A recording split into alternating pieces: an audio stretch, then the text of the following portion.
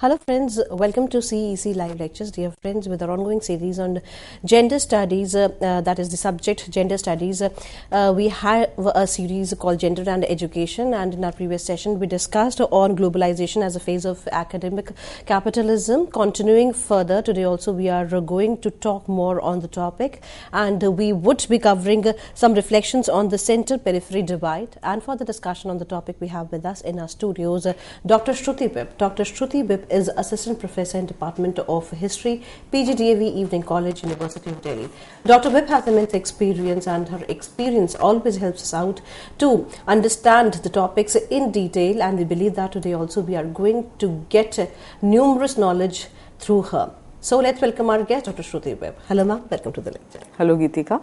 Thanks a lot for giving me this opportunity to continue with the topic that I was discussing, that is globalization and academic capitalism.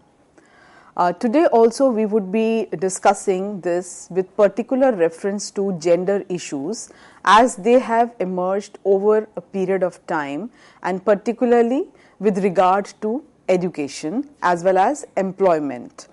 Today's theme would also center around the issue of leadership, as to how women are performing as leaders in the globalized world, and what are the bottlenecks that exist, and rather they have increased in some cases, and that again can be related directly or indirectly both to neoliberal tendencies as well as the process of ongoing globalization.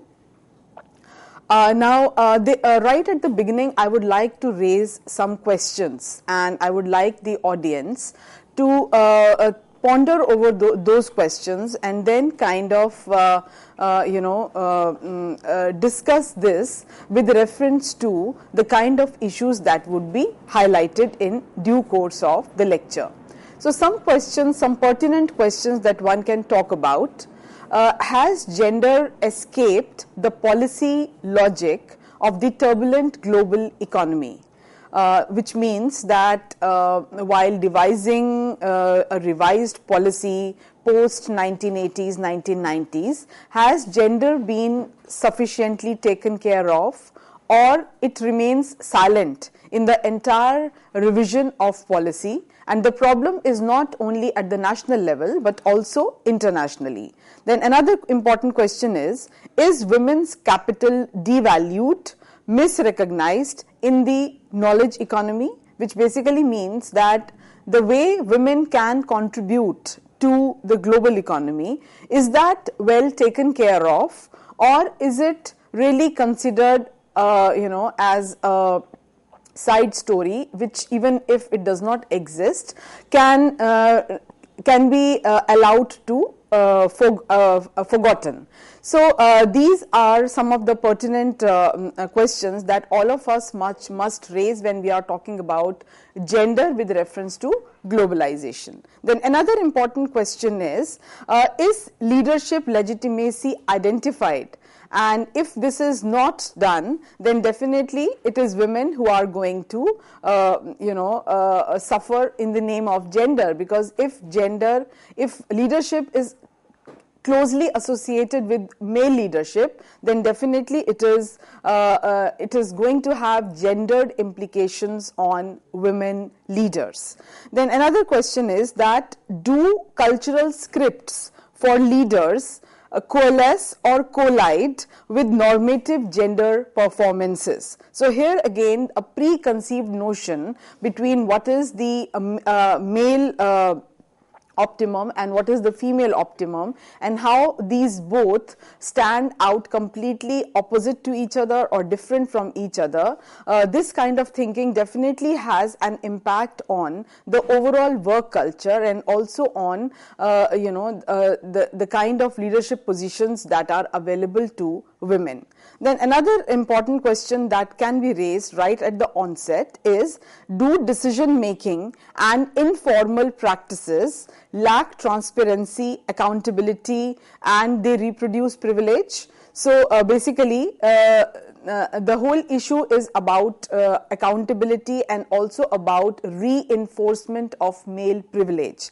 So if the current policies and the institutions are not really able to answer these questions, or are not really able to devise strategies and ways and means to find out positive answers to these questions, things are going to be difficult for women. The way they have been difficult in the past, similar level of difficulty would continue to prevail even in the so-called modern global world.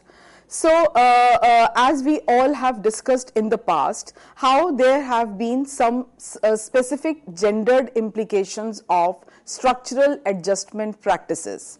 So, when I have already explained the concept of structural adjustment policies with reference to education, but today I would be talking about its implication on women, women's lives and gender issues. So, carrying on our discussion further, besides education, what one can say is that even after getting education, in the course of employment, in the course of their career building years, when it comes to leadership positions, women definitely lose ground.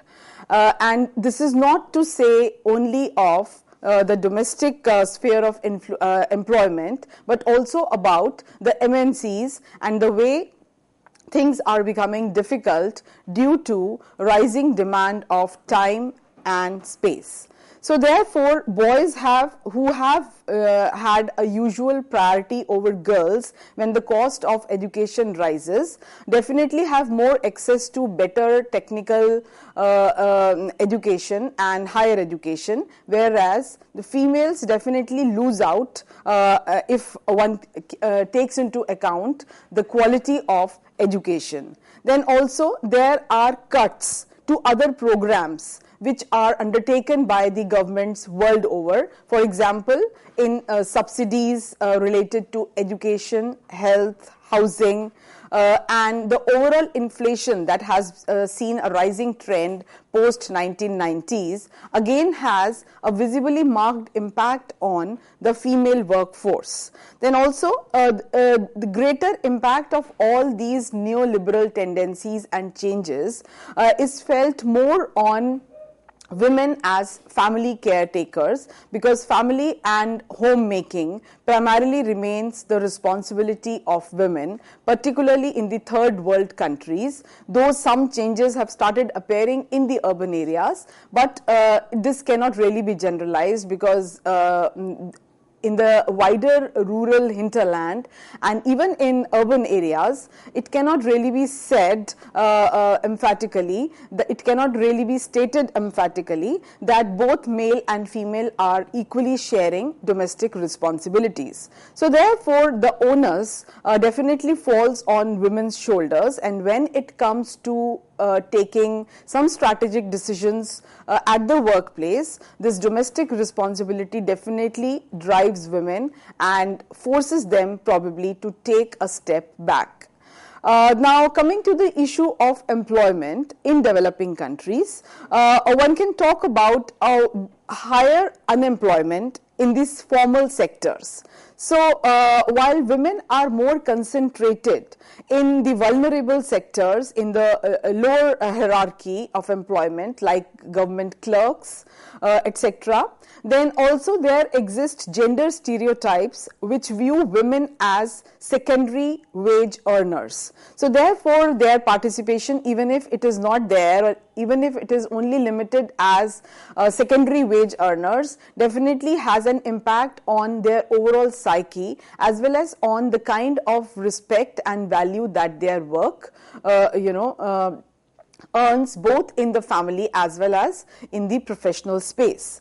Then added worker effects are stronger, much stronger for women, because women are very often forced to join labor force in order to help family survival strategies. So again, this is a very a mundane kind of a rudimentary work that they get into, because they have not really been skilled or properly trained or properly educated, but then they end up in employment because they have to help their family meet 2 square meals a day. So inadvertently they end up working as maids or at a very lower level of work hierarchy, and therefore this again leads to feminization of particular category of jobs which are primarily related to women workforce. Then the whole trend has resulted in a feminization of particular kind of employment, whereby it is considered as but natural to have maids who are females or to have cleaners who are females, because they are the ones who will be ready to and who would be available to do such jobs, because they are the ones who are without proper investment in their education, because their families had decided way back that they would be spending more time, money and resources on the male child. So ultimately this feminization of labor is rooted to the way gender has percolated down at the level of family and society, and it would take many more years to overcome those barriers. Then there is an increased growth in female the so-called female jobs, for example in manufacturing, in services, in tourism, as sales girl, as promotional sales women, and there has been a mushrooming of such employment opportunities of late, and sadly the growth is largely in non-formal unorganized sectors, for example domestic work, garment work or factory work, where their rights and privileges are definitely not taken care of. Also there is an increase in casual work. So this increase in casual work again means that their work is not taken seriously, and it is taken casually without proper privileges being granted to them, and without taking care of their medical facilities. Also most of this casual work is temporary or part-time work, which again raises the level of vulnerability of the female workforce. Then all these trends have resulted in certain gendered implications, and there are consequences. For example, women are more vulnerable to exploitation, because as it is the jobs are limited, so whatever limited jobs they get, they want to retain those jobs at all costs. So therefore the rise of violence is also digested by them, and but every now and then we come across cases of suicides or getting depressed and falling in the trap of never coming out openly and demanding rights for them. So therefore this overall tendency of having job scarcity and then having limited ability to perform particular kind of jobs only becomes a huge reason behind this exploitation. And also women lose out on formal benefits, which are most often offered to the male workforce, because they are in a more demanding position due to their skilled nature of jobs. But then sadly, because women are in the non-formal, unorganized kind of a casual workforce sector, so therefore they hardly raise any demands, and they are not in a position to raise any demands, and even if they raise the demands, they are never met. The result is that either the female labor force, which is too demanding, is replaced, or they continue to work at whatever is being offered to them. So therefore the whole paradigm has resulted in feminized survival strategies. So even the survival strategies, the way women survive in the workforce has assumed some feminized proportions, where it assumes a different form and proportion as compared to male employment and survival strategies. So therefore, two very distinct trends that have emerged as part of the survival strategies are self-employment and migration. So when one talks about self-employment, one can talk about growth of self-employment in small scale businesses, particularly in developing countries, and in this Grameen Bank, Grameen Seva Bank, etc., have really made a lot of contribution and helped women in setting up their own small scale enterprises. And another survival strategy is, of course, migration, migration of women to developed countries for work. And so therefore, we have a large number of nurses who just migrate abroad because they get not only better pay but also working conditions. Similarly, so many other service industries at lower hierarchy are attracting lot of women workforce. And the question that arises here is that in this entire process of migration, why is it that it is women only who are outnumbering men and not vice versa? Of course, the reason lies in their being lesser skilled and being more vulnerable and being more susceptible to change and to adopt family survival strategies. Now, coming to the issue of global cities and survival strategies, again, globalization has unleashed tendencies, and there are certain myths that are attached to globalization.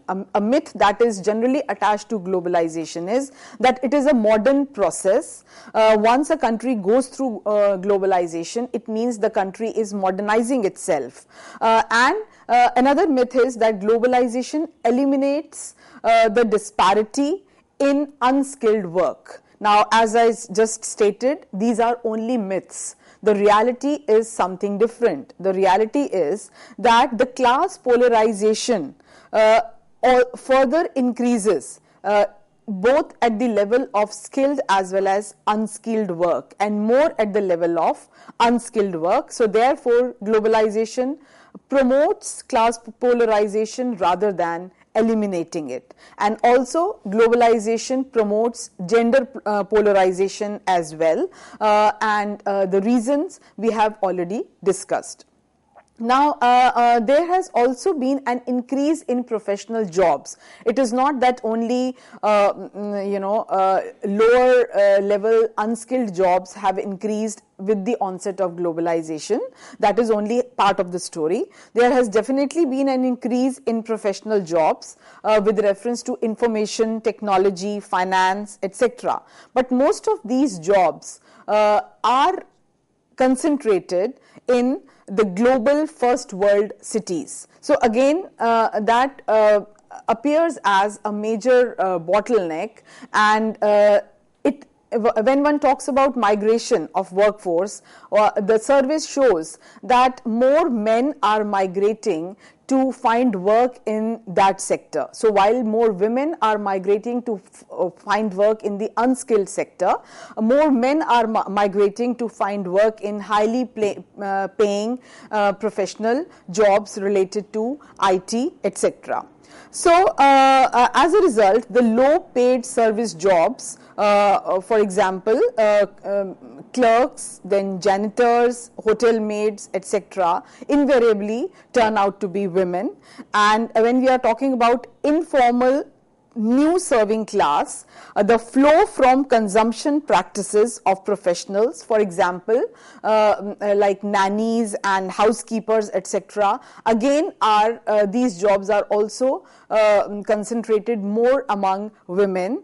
And then when we talk about the informal shops, for example, sweet shops or home-based work, these are also largely appropriated by the female workforce. So therefore, there is a very stark discrepancy between the work pattern and the migration pattern of both male and female workers. Now, this is what has been described by various economists and scholars as feminization of service sector. By service sector, it clearly means the domestic service, home-based service or factory service. It does not really mean professional work or IT-related services. So therefore, there has been a historical shift in the migrant work, and migrant workers now are increasingly women, but they are migrating to particular categories of jobs, and it is not that they are migrating for all kind of jobs, because for them the family comes first. So therefore, even if they are better skilled and better equipped than the male employees to perform better in professional services in IT industry, they rather take a decision in the favor of family life, and they forego the opportunities. And whereas these kind of decision making processes do not really impede the decision making undertaken by the male members. Now, we also need to discuss the push and pull factors, which are particularly responsible for certain kind of decisions that females undertake in course of their careers. So therefore, when we talk about the pull factor, it is basically the growth of service sector, particularly in the first world countries, the developed world. And when we talk about the push factor, that is all those factors which push women to migrate to other countries, which may not be out of their choice but out of force. So when we talk about the push factors, one can talk about rising poverty, unemployment, underemployment, then also loss of social safety net, as well as declining government patronization in the home countries due to neoliberalism. So therefore, all these act as the push factors which force women to migrate to the other countries. Then also there are debt crisis and the issue of debt crisis and interest rates, which again has been on the rise post 1980s as a result of the global crisis. And there, as a result of this, there is an elimination of nationalization of economy, mellowing down of nationalization and promotion of privatization, and also nationalized industries give way to influx of MNCs and mushrooming private capital. So therefore, the small firms which are oriented to the national market find it very difficult to survive in these changing circumstances, a tendency which has increasingly been experienced in Indian economy as well post 1990s. So therefore, this results in further rise of unemployment and low wages in the home countries, which again act as deterrents, and therefore the female workforce ends up finding low paying and risky jobs abroad. Because at least there are jobs in the home countries, the jobs are also not there. Then this overall discussion leads us to the next phase of the lecture, and that is the need for a regulatory framework.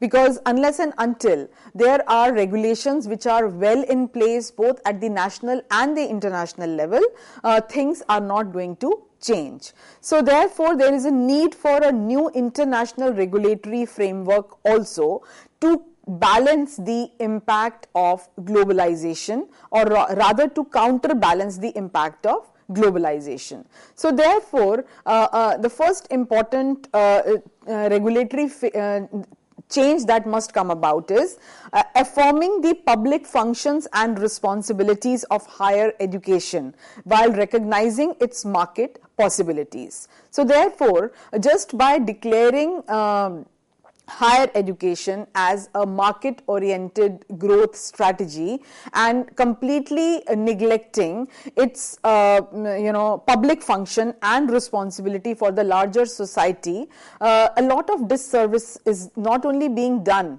to higher education but also to citizens at large, and also to the nation at large. So therefore, this change in attitude must come about, where higher education is not only seen as a very profitable field of investment, but rather also it should be considered as a sector which has clear-cut social responsibility also to perform. Then secondly, based on self-regulation, but in a comprehensive partnership with national states, international organizations, trade unions, professions and other stakeholders, all must be taken care of. Their ideas, their needs, their demands, all must be taken care of. And it should not only be a global university which is calling the shot all the time and trying to reinforce its strategies, its curriculum on the country where its branch is being opened. Then defending the interests of learners worldwide. The international higher education community and the global general interest must be taken care of, particularly with reference to the issue of access, equity and quality. So therefore, these are some very important responsibilities which must be taken care of by the international agencies, because now international agencies are not only about their own countries. When they are talking about globalization, this means that the maximum good for the maximum number of people must be taken care of. And this Benthamian ideal must be put into practice, otherwise it's only going to be a one-way traffic of profit for the global for the developed world and exploitation of the developing world. Then also the reason why this new regulatory framework is needed is because if that regulatory framework is not in practice, it is going to have some very dangerous implications. For example, if liberalization happens without constraints, without checks, then this leads to academic capitalism. As we have seen so far, how post 1990s education has transformed into academic capitalism. So it is capitalism of another kind. Just like there is capitalism where there are industries, where there are factories, and profit motive is the most important yardstick to measure whether an industry is running successfully or not. Similarly, higher education has been reduced to that kind of survival strategy, which is definitely quite objectionable. Then secondly, if we do not have regulatory frameworks well in place, then there would be no transparency, and if there is no transparency, there would be utter chaos for learners as well as for consumers, because the learners will not know actually what they are being handed down, and there would be no check on the overall system of learning. Then higher education is also losing grip on qualifications and degrees, which again is a dangerous trend, because unless and until there is some kind of accountability and standardization, then the whole purpose of having value-based education and having a degree which carries value, which has some credibility in the market, is lost. So having discussed all these issues, I shall now take a short break and join soon. Thank you. With this note, thank you, ma'am. Thank you so very much for giving us this productive session. And friends, we are going to be back after a short break and would be discussing more. So be with us. Thank you.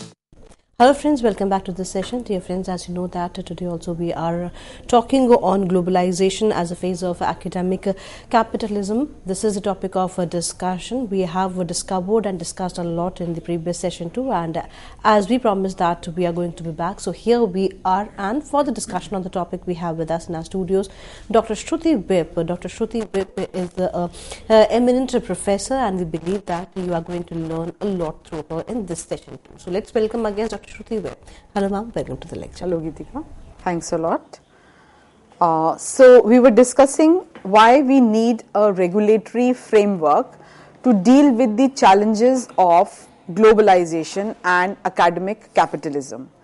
This regulatory framework is needed to deal with the issues that have arisen in the recent decades, particularly with reference to higher education. So therefore, there has to be some kind of regulation of private and transnational education providers. Also, there should be recognition of qualifications as well as credits, because many of the new courses have been introduced without proper recognition also being granted to them and without any clarity regarding the credit system. Then also the issue of international quality assurance and accreditation is important. A country has a right to know that a particular university that is being started on its shore is internationally accredited, what are the parameters of the accreditation, and also the quality assurance must be there, and there has to be a legal implication also of this entire procedure.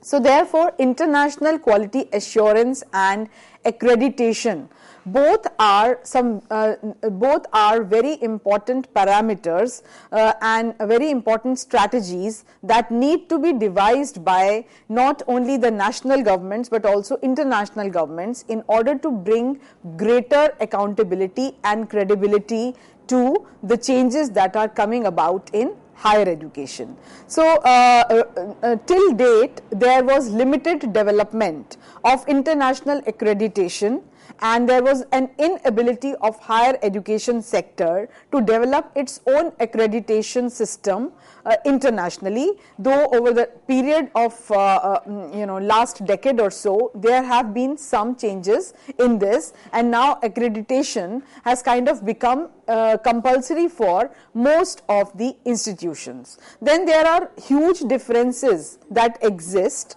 between the opinions regarding international accreditation strategies. So still any kind of uniformity or consensus has not really emerged, and various countries have their own accreditation strategies and standards.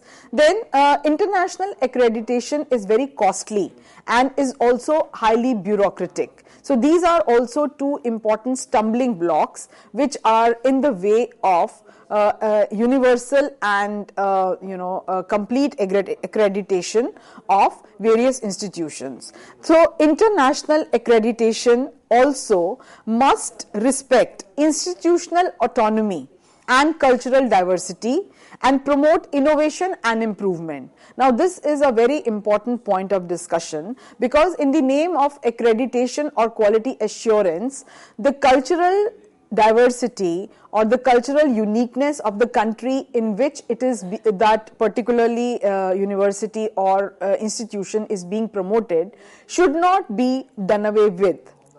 So therefore, both the quality assurance and accreditation must take into account the ground reality, must take into account what are the needs, specific needs and requirements of the local community, and what would be the best strategy. Only that should be adopted, and it should not be as a strategy which has been imported from outside and just replicated where that particularly institution has been established. So therefore, while the issue of innovation, the issue of modernization, the issue of improvement is important, but not at the cost of inhibiting cultural independence and cultural diversity.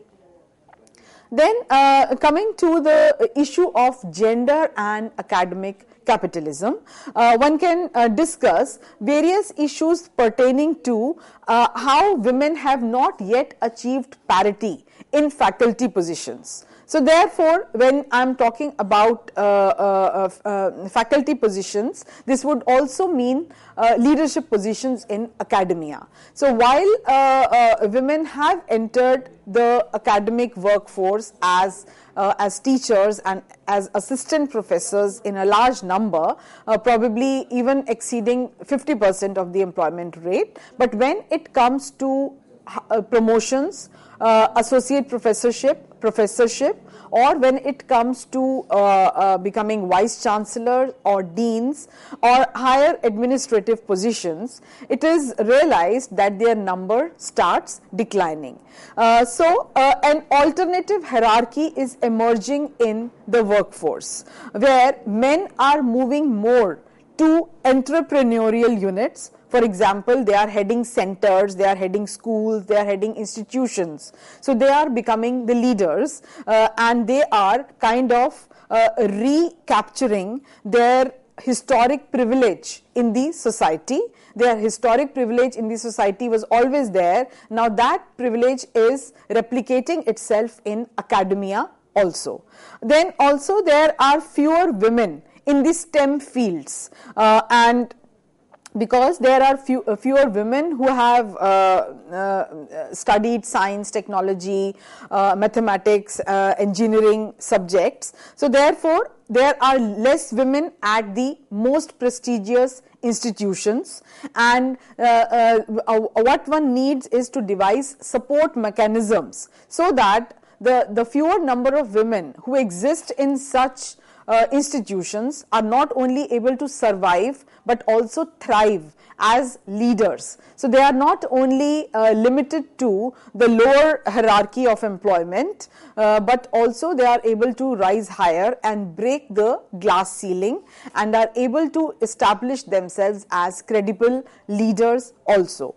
So, then another issue is that women may be less attuned to opportunities to participate in academic capitalism. This again is a result of not only the kind of personality women are supposed to have, but also the kind of family support that they get and the kind of ifs and buts that keep cropping in their not only academic discourse but also employment discourse due to not only domestic issues but also cultural issues in the workforce.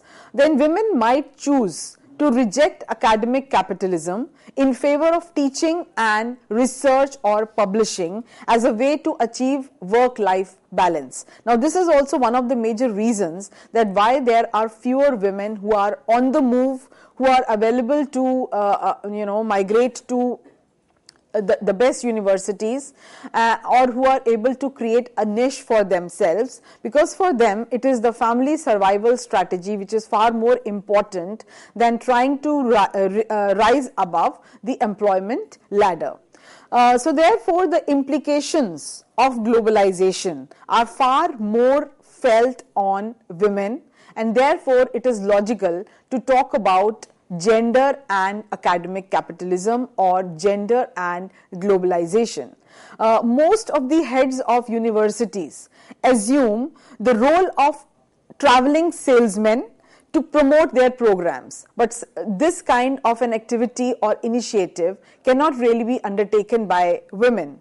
The whole idea of culture stands threatened as standardization of educational programs not only eliminates cultural diversity, but also it eliminates diversity in terms of thoughts, philosophy, language and educational themes.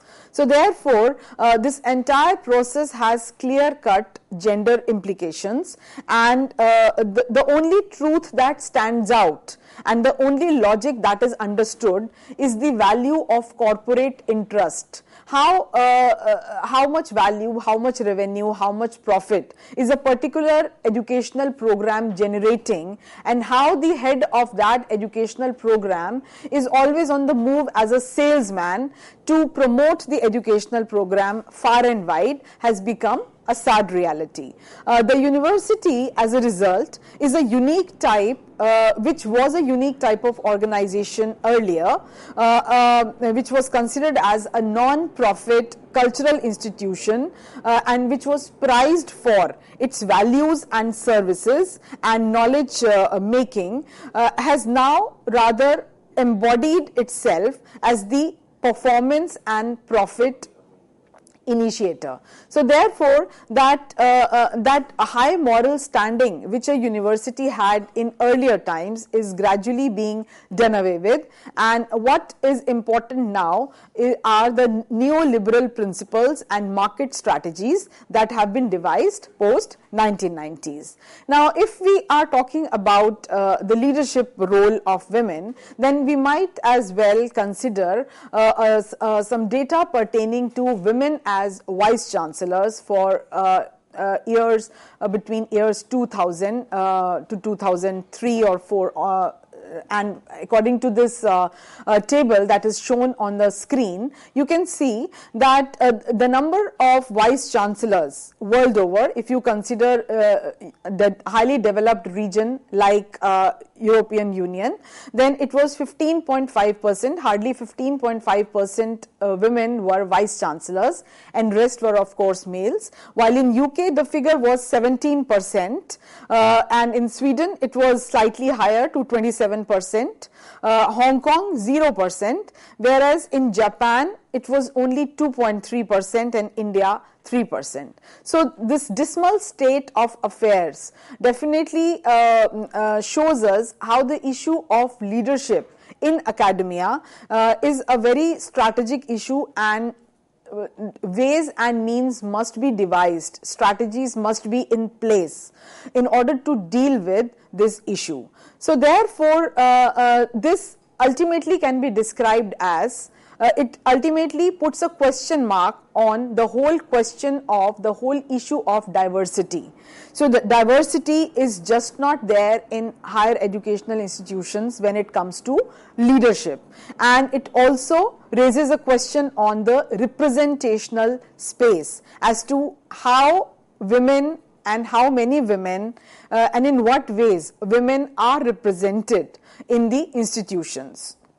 Now, this can clearly be explained as the sociology of absences. There is a whole logic behind it, that because women are absent in the educational institutions in particular courses, because they are absent in the entire grooming that takes place for them to become as more responsible and valued citizens and leaders. So therefore, they remain absent from leadership positions also.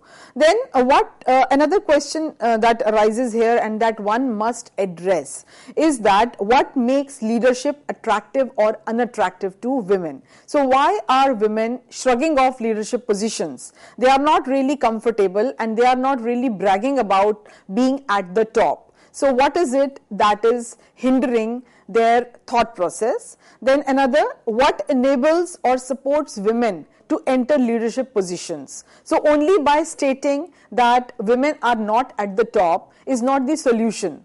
What one need is to create enabling condition for them to be willing to be on the top and also to outperform. Then personal experiences of being enabled or impeded from entering leadership are also important, and as it is widely said that personal is political. So the personal space, the private space of women has to be taken care of, has to be discussed about with a far more greater value being attached to their role as being wives, mothers and the caretakers, and that role must be given lot of acknowledgement, and also partnership must evolve between both the males and the females, so that this the whole issue of domesticity is not only limited to women, because then they would definitely be more enabled and freer, and would also feel happy and more satisfied with the kind of work that they would be performing at the workplace. Then also, while we are trying to explain absences, by absence I mean women participation in the leadership positions, access to leadership positions, then one must take into account certain realities, and then ways and means and strategies must be devised by the institutions to take care of those problems. So one major problem that exists is the gendered division of labor. Now this gendered division of labor, both at the level of the domestic sphere as well as at the level of the workforce. So for example, even in the workforce, when it comes to meeting a guest or hosting an event, invariably it is women who are picked up, and even if it is like as if they are going to play the role of a PR. So the kind of seriousness and credibility that is expected from males is not really expected from females, and they are kind of considered as cut out for particular kind of jobs and work. So that thought process has to go, it has to change in order to bring about a positive change in the mindset of the workforce. Then the gender bias and misrecognition, which continues to persist both at the level of entry level jobs as well as at the level of leadership positions. Then the cognitive errors in assessing merit or leadership suitability or peer review. Now this again becomes a far more objective kind of exercise. The exercise of peer review or the exercise of holding special kind of assessment tests, all these can end up being as very objective tests where the subjectivity of the workforce is not really taken care of, and that I think creates a lot of imbalance in the workforce. Then there are certain institutional practices, for example, institutional practice of holding special privileges to particular genders due to certain biases that have existed in the past. Then the whole issue of management as masculine. Masculinity is generally associated with leadership and management, and this results in mellowing down of femininity deliberately in order to become more successful, which is again not a very healthy practice and not called for. Then the whole issue of greed, the whole issue of neoliberal value of profit motive must be mellowed down, and there has to be a balancing act. The whole issue and idea of value system, social values and social responsibility must be taken care of and must be incorporated as important ideals. And it's not only the growth story which is important, but also the means. So therefore the end is not important. The means are also very important as how you are achieving those ends. Then another issue that must be taken care of is women's missing agency and also deficit internal conversations. So basically women's agency mean the whole institution of women acting independently, the whole idea of women acting independently, thinking for themselves and playing decision making roles. So women acting for themselves and not depending on an outside agency or on any outside support system for their survival or for their betterment. And this women's agency needs to be there in each and every institution, and it's not as if there has to be a separate office or a separate structure for that. It may not be tangible, but it is largely intangible, and the way the kind of freedom and space is handed down in an institution has a lot of impact on the way women agency becomes weak or strong in the workforce.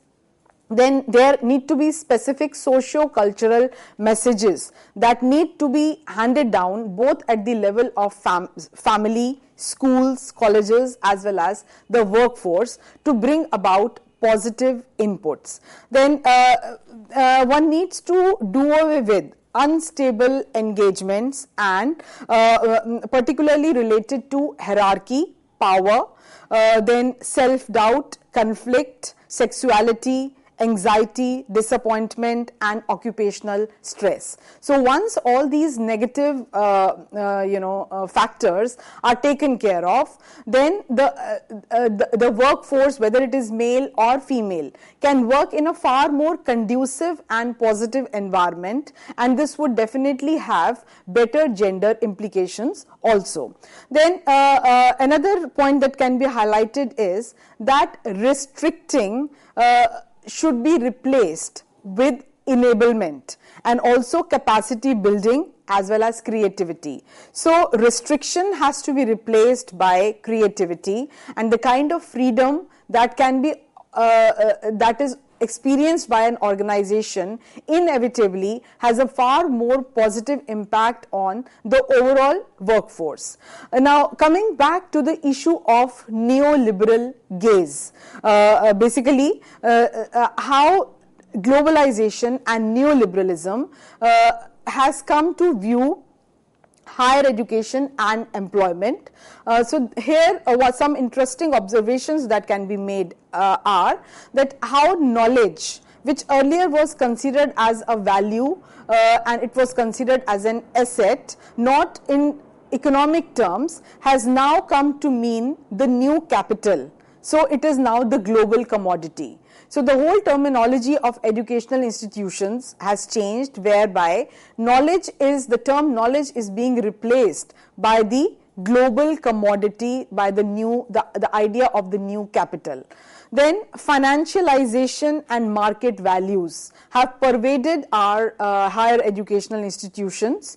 This again has largely been done to facilitate neoliberal philosophy of profit making. Then audit and performance management has become a very important part of the overall strategy of higher education. So therefore, regular auditing and performance indicators, judging the performance of individuals, has become a routine practice. Now, while we are judging the performance, it is definitely a healthy practice, and it results in checks and balances, and also it kind of helps in maintaining the quality. But then this also must be highlighted that the way this judgment is being done is unbiased and it does not have gender implications. Then also the issue of prestige economy as well as league universities. So Ivy League universities have their own niche population, and the kind of divide that exists between particular subjects as well as institutions has further encouraged the whole idea of neoliberal philosophy of education. Then instrumentalization, mobilization, as well as utility of research. All these are some very important, pertinent issues for the global universities, because the issue of impact as well as rates of return is very, very important. Whether the kind of investment that is going in higher educational institutions, whether it is bringing back returns in the form of fees or some other financial values or not is a major area of concern for most of the educational institutions. So the whole moral fabric of higher education is crumbling, and the value system is gradually being eroded. Now, another issue that arises here is that why is senior leadership position unattractive to women? Because very often it is seen that women deliberately avoid being at the top, even if the position is open and they are being offered top positions. They would rather look the other way and adopt a more comfortable kind of a work pattern. So one is definitely the rising tendency of neoliberalism, which expects someone to be always on the move, in the lookout for profit, and something which women find it difficult to do due to family compulsions, due to domestic responsibilities, due to issues related to education of children, etc. Then another factor that remains important is being other in a male dominated culture. So the way a woman is perceived in managerial and academic positions as being an outsider, as someone who will not be really able to outperform or perform well, and who would not really be able to generate sufficient resources, who would not really be quite savvy with economics of education, with the profit initiatives that are required from time to time, creates this kind of a mindset. Then the issue of leadership versus scholarship. It is always considered as being from a different genre altogether if you are a leader and if you are a good scholar. And very often women decide to become good scholars, and they take a lot of satisfaction in the kind of research that they are involved in, without really bothering whether they are able to perform as leaders also while doing so much of hard work during the course of their career. Then masculinity is also a very important stumbling block, because no one wants to disrupt the already existing social order. So the social order, the masculine social order which already exists in the organizations, creates lot of bottleneck, and these bottlenecks are difficult to do away with in short span of time. So therefore what one needs is organizational strategies which run over a number of years, and probably futuristic planning, in order to bring about a positive change in this overall paradigm. Then also there is, as I just said, that there is a difficulty in balancing both the domestic as well as office roles, and the professional and the domestic. The gap between the public and the private is felt far more in the case of female workforce. So having discussed all these issues, I shall now bring the lecture to a halt and resume the discussion soon. Thank you. With this note, thank you, ma'am. Thank you so very much for giving us this productive session. And friends, we believe that you might have learned a lot. So if you have any queries, do write to us at info.cec@nic.in. We will be meeting again soon. Till then, take care. Goodbye. Thank you, ma'am. Thank you, ma'am.